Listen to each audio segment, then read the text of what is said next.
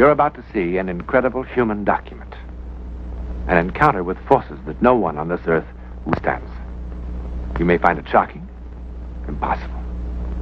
But it is nevertheless evidence of a universe beyond the power of our five senses.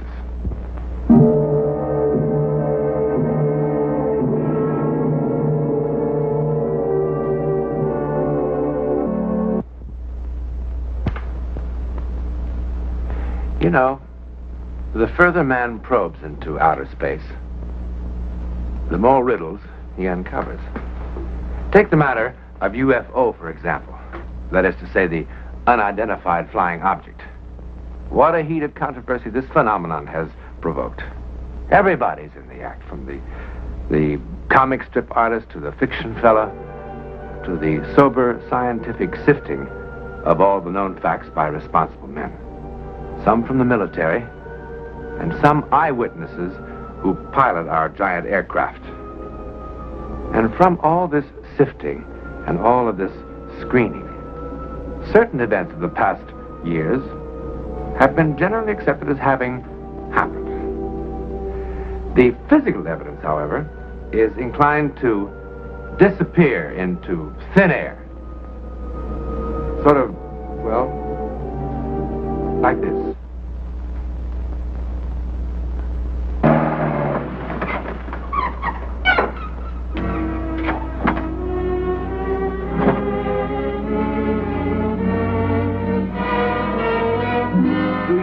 What was his last definite position report? Over Loon Lake, Mr. McCord. He said he completed the survey and was starting back, but it's his last transmission you've got to hear. What time did he call in from Loon Lake? 15:20. And his last report? Before I called you, 16:20. It's here on the recorder, Mr. McCord. I'll put it on and you can hear it. Anything he had to say isn't going to tell us where he is it, Cole? Of course, he couldn't obey orders and fly back on a reciprocal course. Oh, no, he must try and cut across all this mess. He said he could see the weather was going to pot, and he figured a direct course was quicker. Well, it hasn't gone to pot yet. He'd be here by now if he'd done as he was told. Now he's down somewhere in this garden spot. The whole operation is going to get set back on its duff while we try to find him.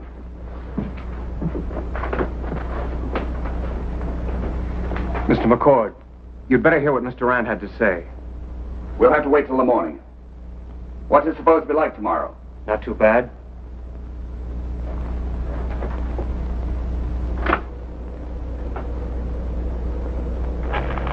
Tim, do you read? I've just taken the most fantastic roll of film anyone ever heard of. It was right there, right in front of me. Out of the clouds like the side of a mountain. Tim, do you read? Listen, there it is again, coming back, coming right at me. Oh, my! Is that all? That's all.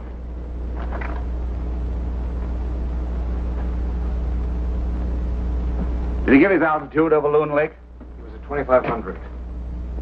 Just as I thought. Comstock Peak is 3,000. If he didn't change altitude, this is where we'll find him. Smashed on the side of it. But he would have changed altitude. What about the films he said he had? It's one of his better-known habits. Wasting company film on the most fantastic pictures. Well, at least the tape will give us some idea where to look for him. He didn't mean he saw a mountain. I heard what he said, Cole. I happen to know him a great deal better than you.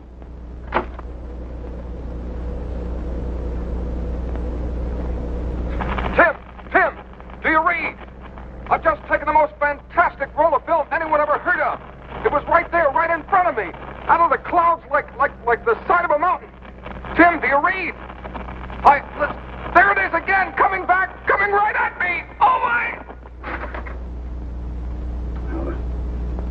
You better keep at it. He's not too badly banged up. Perhaps he can get some word out. If you hear anything, give me a call. I'll be in the office. Mr. McCord, how can a mountain come back at you?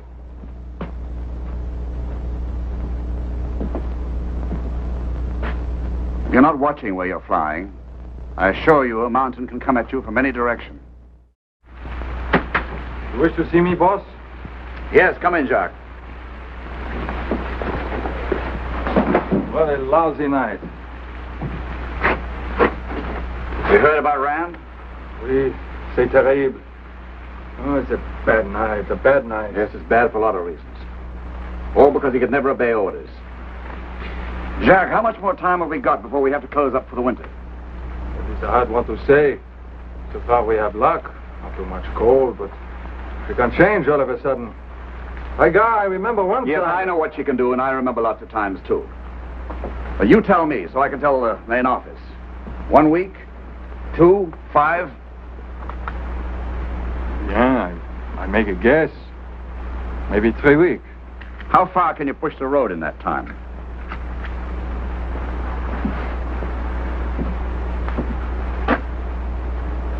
To the rock face at point 6, I think. Beyond the rock face to point 7. And I don't think I know. When we come back in the spring, I want to be this far. Maybe you get me twice as many men to do the job, huh? You've got all the men you need, Jack. Work 'em double shifts if you have to. Work 'em at night. Sure, we work them on a night like this. What kind of men you think we are? I thought you were road builders. That mine isn't going to do the company any good until we start taking ore out of it. We can't do that without a road. Bote will do the best he can, but he will be an hated man. Bon. Listen, another thing. If I am to do the impossible, I must have the helicopter. It's on its way over for number 3 by daylight. But you will be using it to locate Monsieur Rand, and that may take some time. Well, the Beechcraft will do the searching for Rand. It's on its way up from base headquarters. When it locates him, we'll borrow the helicopter long enough to go in and get him out. Would not the helicopter do a better job of searching than a big plane like that? You stick to the job of road building, Jacques. Let me worry about finding Rand.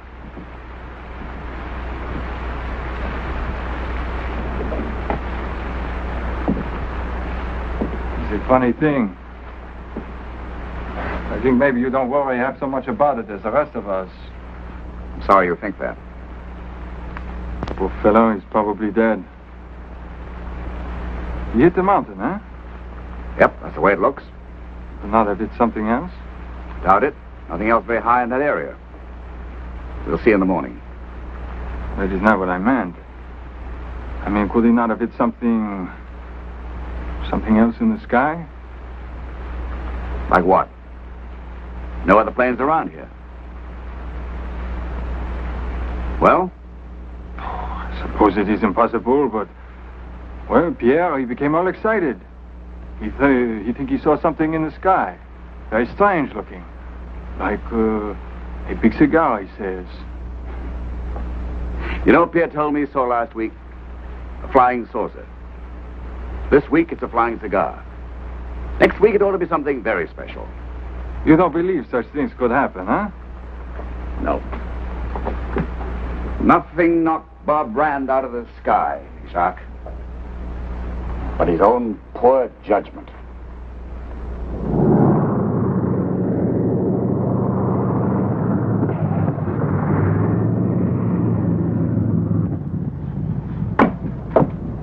Well, it's about time. We think he's down here on the mountain somewhere. But since his last known position was over Loon Lake, I'd suggest if you don't spot him on the mountain, you use it as a center point from which to expand your search. What about the chopper? Is it going to work with us? It's on its way over now from number 3. Tim here has been in contact with Lawrence. He'll be listening in on your frequency. If you spot Rand, he'll move in and pick him up. I don't read you clearly. You mean the chopper isn't going to help us hunt for Rand? It'll just be brought in if we find him. That's right, Blake. But Sir Lawrence in a helicopter can Let get me in there. explain it just once. Your plane can cover more territory faster than Lawrence and 6 helicopters. He and his chopper will be working with Jacques Beauté on the roadside, right here. But, sir, a chopper could get Blake, in there. this weather isn't going to hold up for long. I suggest we stop wasting time. Rand's time. Just one other thing. Rand always carried a chute for some silly reason. If he survived the crash, he'll use it as a signal. So watch out for it. Any more questions? Yes, sir. What about that plane you've got outside? Isn't it going to be used in the search? Not unless you want to look for 2 planes. It's got ignition trouble, and nobody seems to know the cause. Well, I could find the cause. I'm an A&E. You find Rand first, Tobin, if...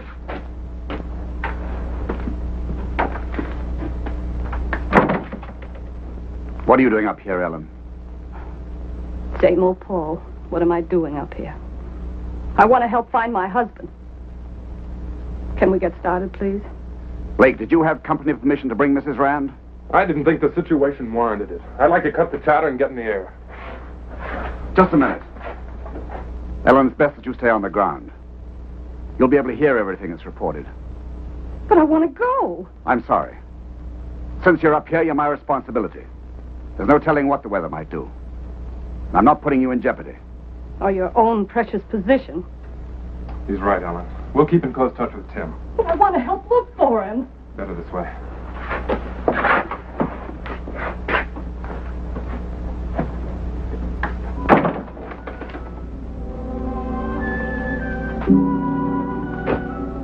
You've never forgiven me, have you? Not even now. You got it all wrong, Ellen.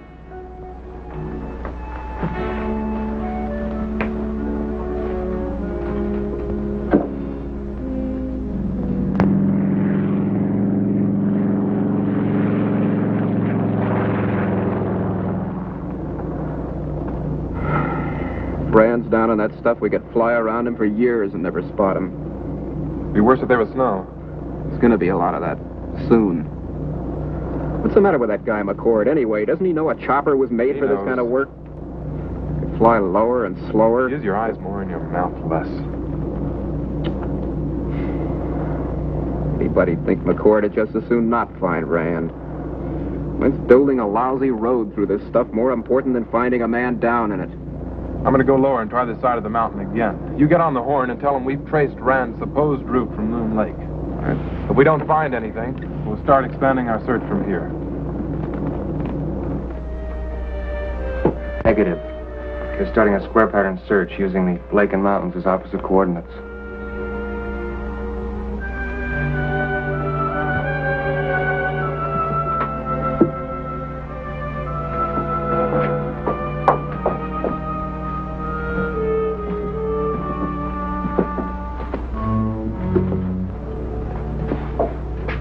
I realize that any words of sympathy that I might offer would neither be appreciated nor believed. But I want you to understand one thing, Ellen. If I ever felt any bitterness about the way you walked out on me for Bob Rand, it doesn't enter into this. You never liked him. No, I never did. But that's beside the point. You tried to prevent him from coming up here to make the survey. True. Your husband could never obey orders. That's why we're looking for him now. If it weren't Bob, the helicopter would be out looking too. It could be the president of Siam, and that helicopter would be exactly where it is now, working with Jacques Boutet. Saving a man's life is not as important as a job, is it? Unfortunately, both are important for a lot of different reasons. And I have to use what I've got at my disposal to save both. How could I ever have loved you? Did you? You had a dandy way of showing it. Mr. McCord.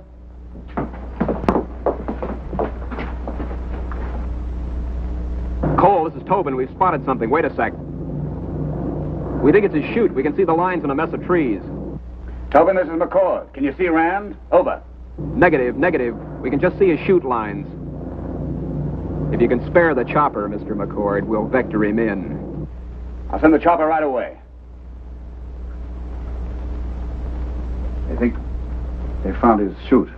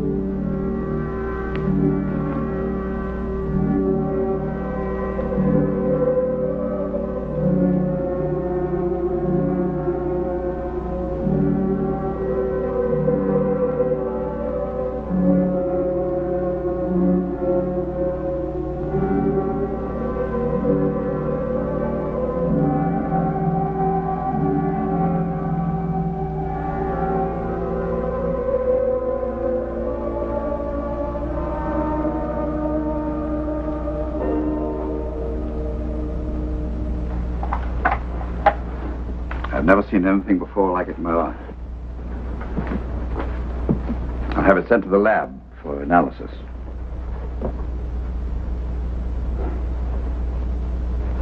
It was hanging from all the trees like spider webs. It was very strange. You get back to the job, Jacques. Wait. It is too bad to find spider webs. You mean angel's hair? Comment?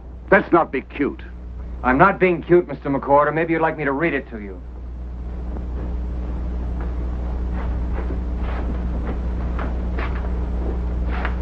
April 15th, 1953, Auckland, New Zealand.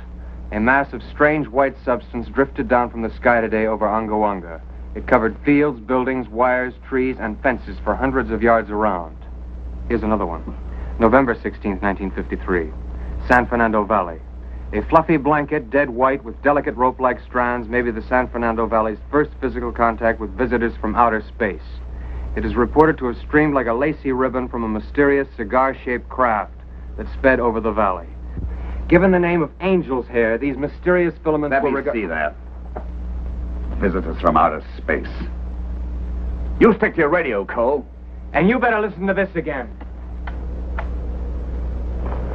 Tim, do you read? I've just taken the most fantastic roll of film anyone ever heard of. It was right there, right in front of me, out of the clouds like the side of a mountain. Tim, do you read? Listen, there it is again, coming back, coming right at me. What happened? What happened? He hit the mountain or the ground. That's what happened. Or something hit him. This flying cigar you read about. Pierre, he says he saw... Jack, will you stop talking this gibberish and get back to your job? And you keep your science fiction till after hours. Now, Jacques, get going when I tell you, will you? Just a minute, Paul. What did he mean about the film he took? Well, why didn't you tell us? What are you trying to do? Regardez!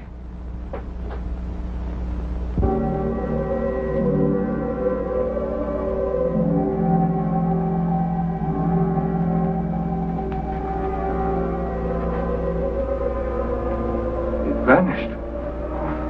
I can quote it if you like. In every instance where angel's hair has been found, it disintegrates soon after being handled.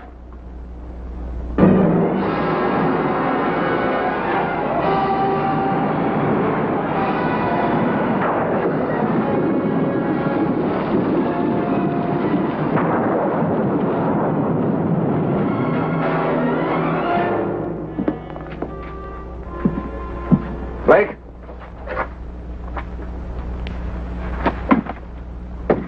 How soon could you take off? Well, we can probably get off now. The main office wants you back as fast as you can get there. You mean we're calling off the search for Rand? No. Tobin's got my plane fixed. I'll use it. That'll be nice. Assuming that Rand survived crashing into the mountain, or running into a cigar from the planet Mars, do you suppose he or any other man could survive a 3-day storm such as we just had? I don't know. Well, I do. It must be nice to be so sure of yourself, especially with another man's life. As I said, I'll continue the search in my plane. You've got your orders, Blake. You take Mrs. Rand with you. I think I've got it fixed now, sir.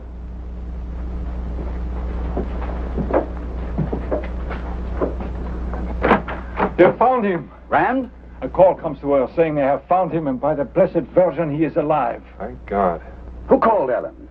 He said his name was Dr. Norton. Where they got Bob? He has him in his home. He said a storekeeper found Bob wandering, delirious. He said he'd been kidnapped. Isn't that silly?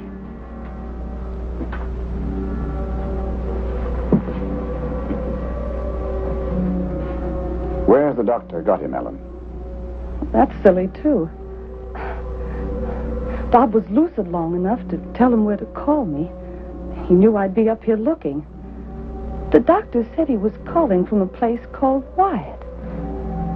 In the desert, over 1,000 miles away.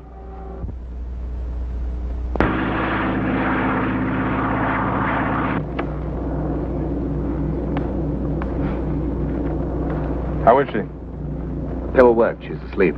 Why don't you try and psych out? Blake, Is it aerodynamically or meteorologically possible? He had about 2 hours of gas when he called in last. His plane cruised at 120 miles an hour. You figure it out. But with a strong wind.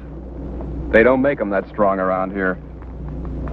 But it couldn't be. All that way.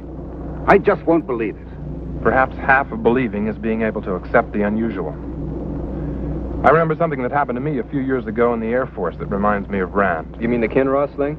Yeah, radar picked up a UFO over Lake Superior. They scrambled a night fighter after it. The two were seen to meet and join on the radarscope. Then the UFO took off like a bat and disappeared. No trace of the fighter was ever found. Isn't it marvelous? The literature you young men read these days. Men from outer space.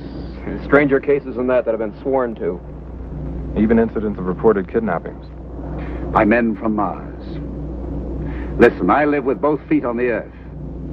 Maybe your head in it, McCord. If you'd read the newspapers, you'd find that some astronomers claim that the moons of Mars are artificial. Oh, sure. Our moon is made of green cheese. We're on the verge of space exploration ourselves. Why is it so hard to believe that others might have beaten us to it? It's a pretty big place, chum. Now, maybe you're smarter than all the rest of us. Maybe you know what lies out there, huh? Better hold the phone till we hear from Rand.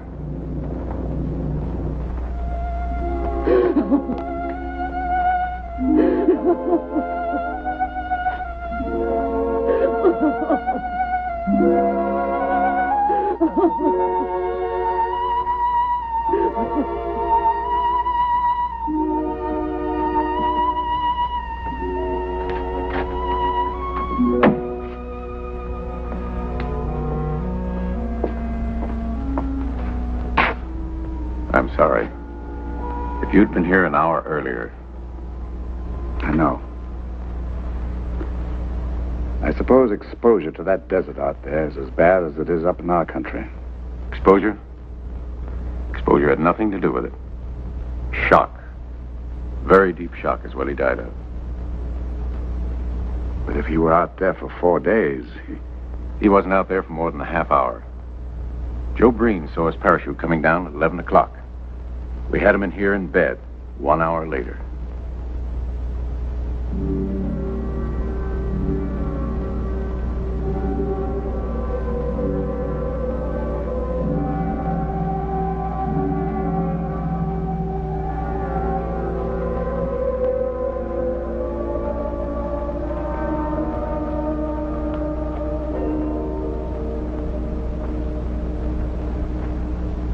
The physical evidence is inclined to disappear into thin air. Bob Rand was found over 1,000 miles from here. His last position report. Now, how could a small plane, whose top speed was 120 miles an hour, carrying a 2-hour supply of gasoline, possibly cover such a distance? And even if it could, with the help of an incredible wind, where was Bob Rand during the 4 days between the time he vanished and the time he landed in the desert by parachute? Now, the doctor said he babbled something about being kidnapped. Delirious, of course. But no trace of the plane he flew or the film he took has ever been found. Kidnapped? By whom? Or what? Held prisoner?